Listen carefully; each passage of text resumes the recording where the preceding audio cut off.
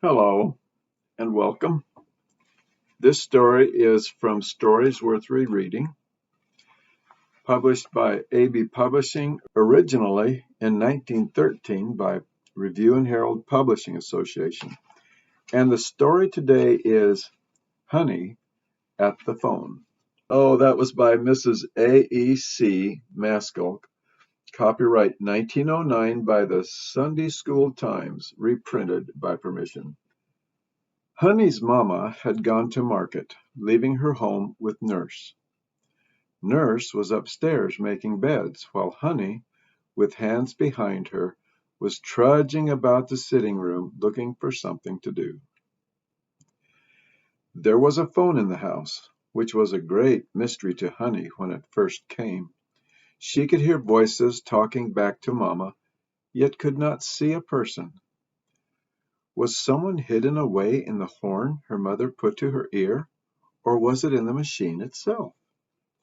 Honey never failed to be on hand when the bell rang and found that her mother generally talked to her best and dearest friends, ladies who were such frequent callers that Honey knew them all by name.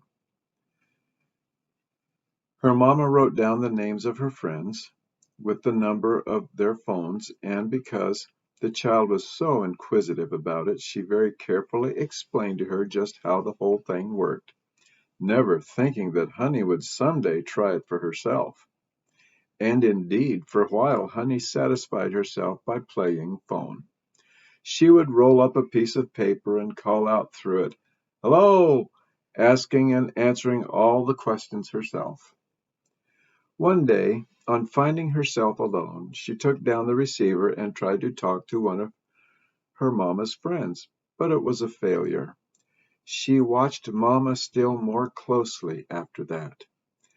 On this particular morning, while Mama was at market, she tried again, commencing with the first number on her Mama's list. Taking down the receiver, she called out, "Hello!" Soon the answer came back, "Hello."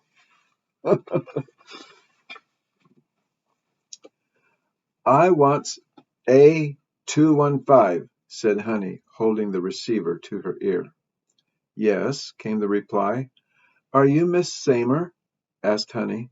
"Yes," was the reply. "We want you to come to our house tonight to supper, Mama and me." Oh dear. "Who's Mama and me?" asked the voice. "Honey," was the reply.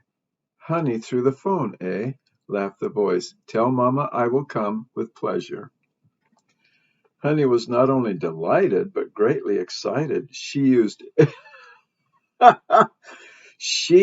every number on her mother's list, inviting them all to supper. About 4 o'clock in the afternoon, the guests began to arrive, much to Mama's amazement and consternation, especially when they divested themselves of their wraps and proceeded to make themselves comfortable. What could it mean? She would think she was having a surprise party if everyone had not come empty-handed. Perhaps it was a joke on her. If so, they would find she would take it pleasantly.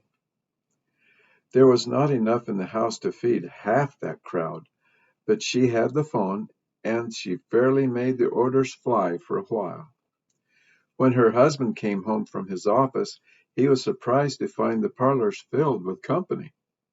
While helping the guests, he turned to his wife, saying, "Why, this is a sort of surprise, is it not?"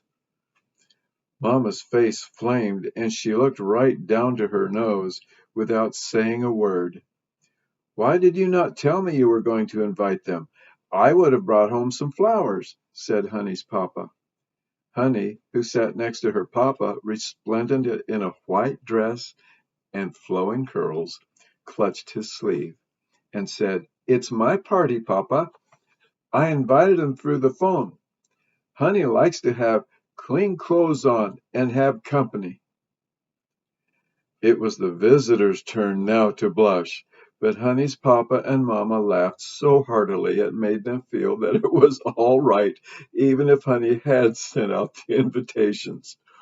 And not one went home without extending an invitation to her host and hostess to another dinner or supper, and in every one Honey was included. "Just what she wanted," said her papa, as he tossed her up in his arms and kissed her. Then turning to his wife, he said, "Never mind, mother. She will learn better as she grows older."